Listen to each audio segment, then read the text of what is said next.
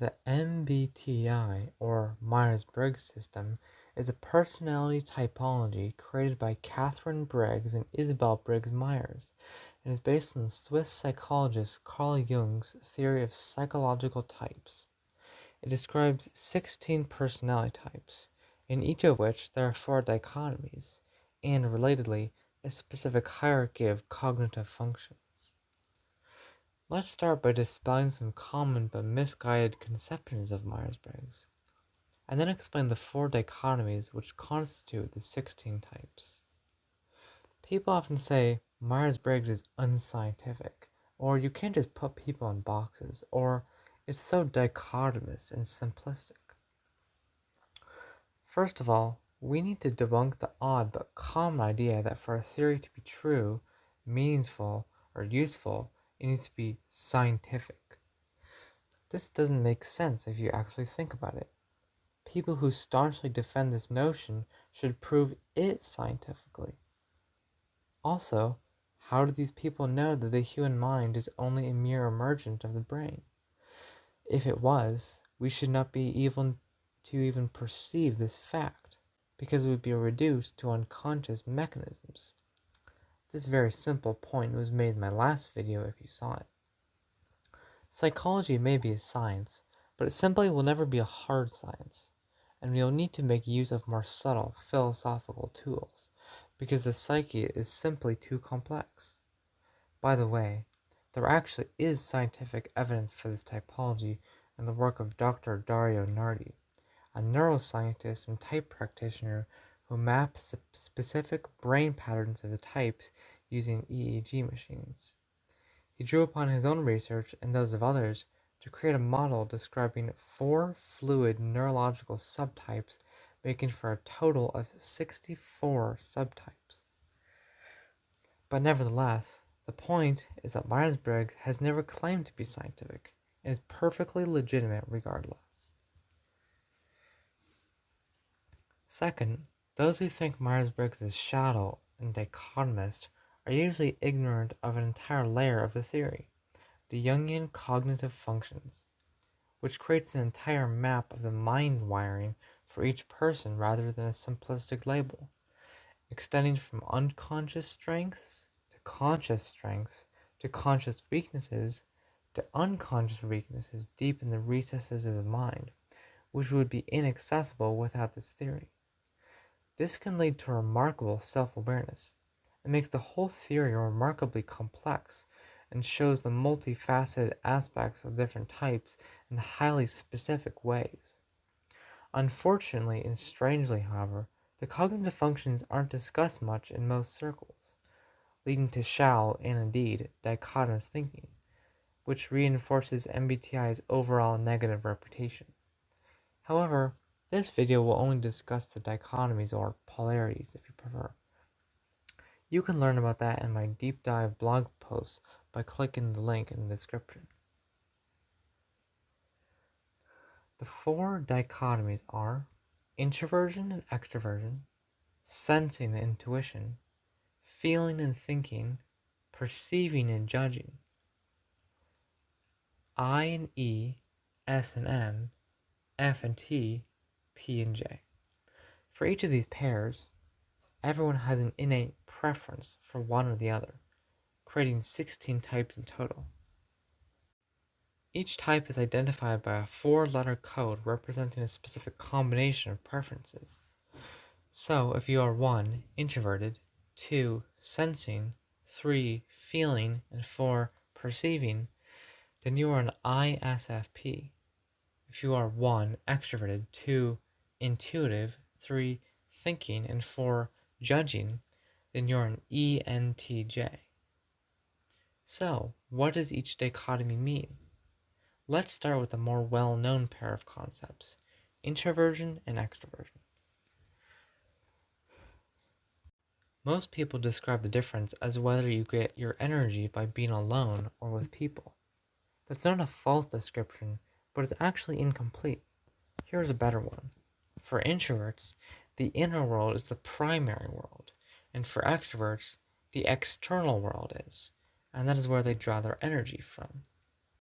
The former moves more methodically from inner thoughts and feelings toward expressing themselves in outer words and actions, while the latter experiments and formulates more outside, then inwardly refining things.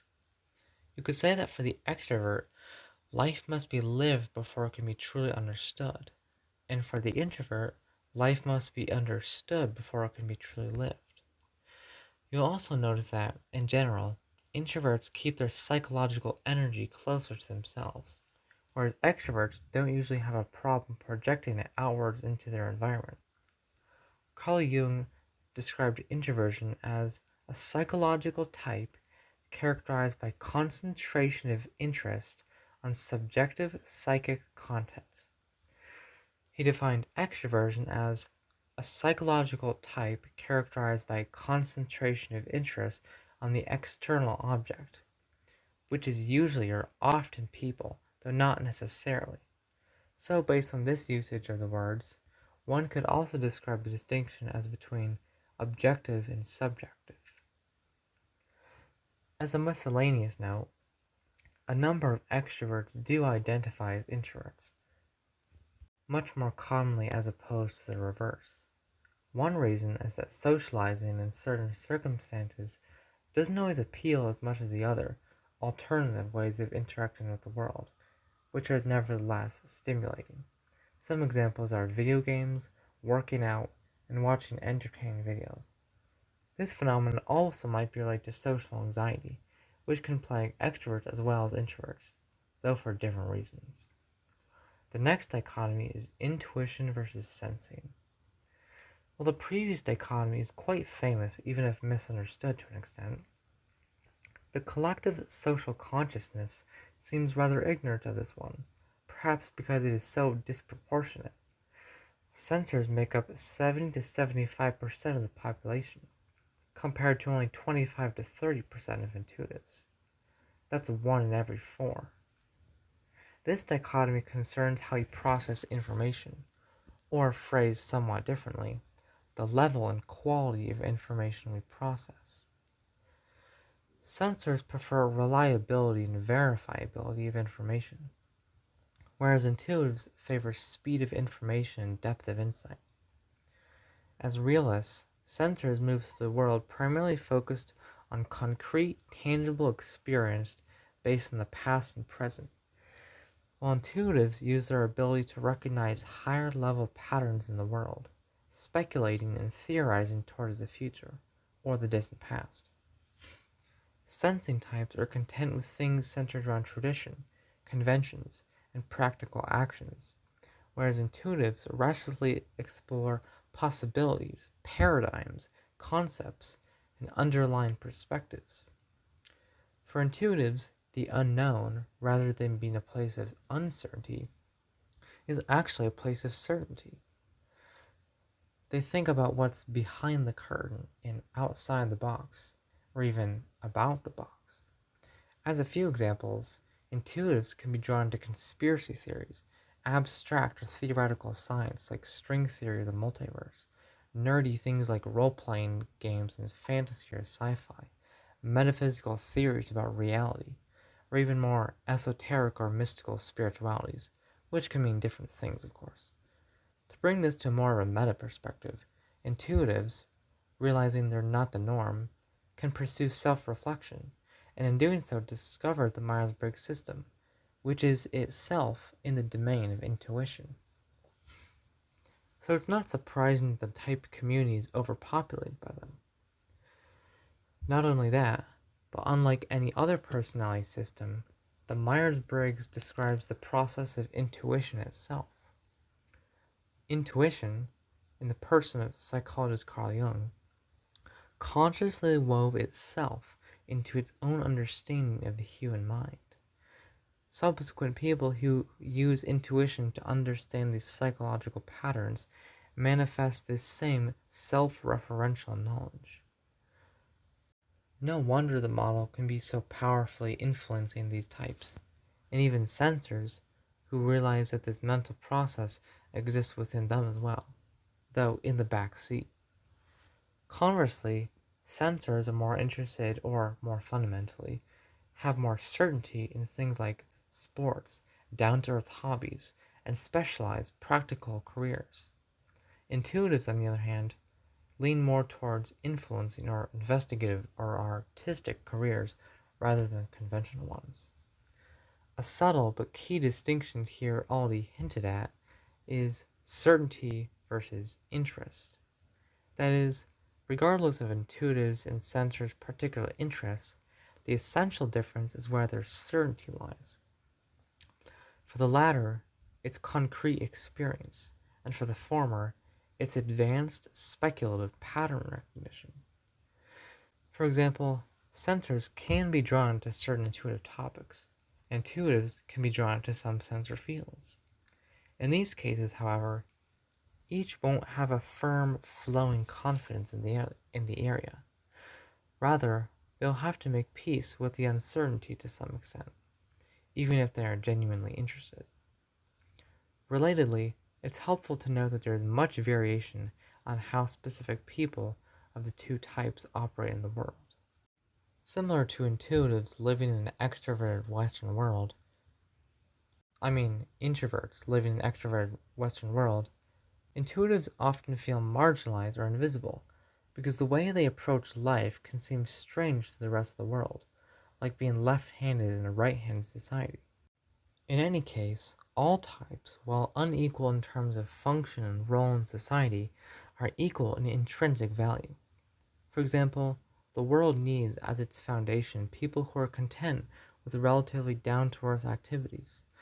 At the same time, society can stagnate without the renewing insights and inventions of intuitives. And the same is true for the individual psyche. One will come first in the personality, however, it must be supplemented by the other. Both are inherently linked to each other and complementary, like yin and yang. Similar to extroverts and introverts, far more sensors identify as intuitives than vice versa. This is because the intuitive label can give a feeling of uniqueness and validation. This phenomenon brings up an important point. As is shown in my blog linked below, all sides of these dimensions live within every type. In a certain sense, even, everyone is introverted and everyone is extroverted, sensor, intuitive, etc. But when you zoom into the behaviors of particular people compared to other people, that's when the opposite patterns begin to emerge. Another reason a subset of sensors can identify as intuitives is because some of the latter actually have more access to the other side of their personality than sensors, and the same is true for intuitives. And the same is true for the next dichotomy, which we're about to talk about.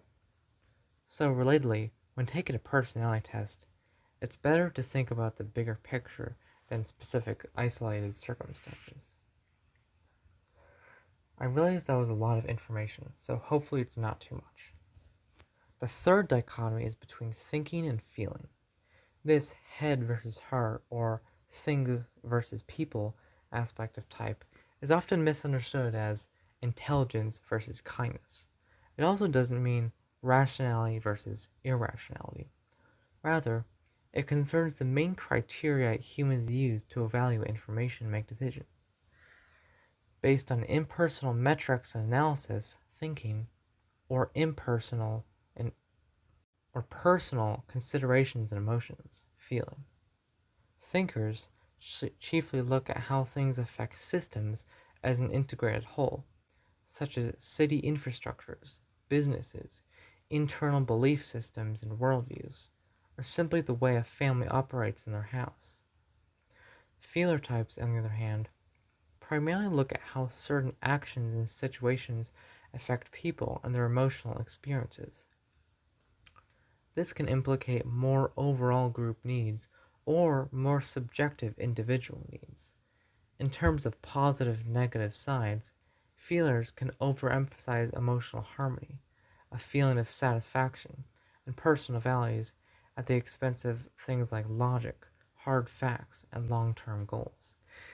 Inversely, thinker types can underestimate these things in favor of the technical integrity and effectiveness of systems. This is the only dichotomy with clear gender discrepancies. Men tilt toward thinking, while women tilt towards feeling. The fourth and final dichotomy is judging and perceiving. The way the judge or perceiver dimension is often explained is whether one is comfortable making decisions early on or prefers keeping options open and gathering information. But this is not necessarily true. Instead, it refers to this: inner world organization allowing for outer world fluidity, or outer world organization allowing for inner world fluidity. To unpack this concept a bit, when judges think, their thoughts are like fish swimming around in a koi pond, now here, now there. Thoughts are saved for later in the back of the mind much less easily than for the opposite type. And unexpected disruptions to important thought processes can be jarring. If you're someone who often says, "What was I just thinking about?" you might very well be a judging type. The fluidity of their inner world means external organization is an actual need for them, though some might simply enjoy putting things in order, reflecting the same psychological setup. Perceivers, on the other hand, have an innate sense of continuity in their minds. They can pretty easily pick up where they left off, and are natural at improvisation. Because their internal world is like a filing cabinet with thoughts saved for later, neatly arrayed like a grid, they are comfortable with, and perhaps even enjoy, last-minute detours in plans and decisions. The descriptions for this dimension of type might seem related to that of extrovert and introversion, but it's important to note that they are independent.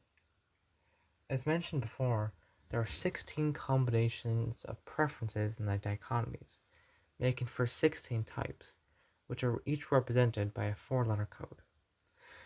The 16 types are INTJ, ENTJ, INTP, ENTP, INFP, ENFP, INFJ, ENFJ, ISFJ, ESFJ, ISTJ, ESTJ, ISTP, ISFP, ESTP, and ESFP.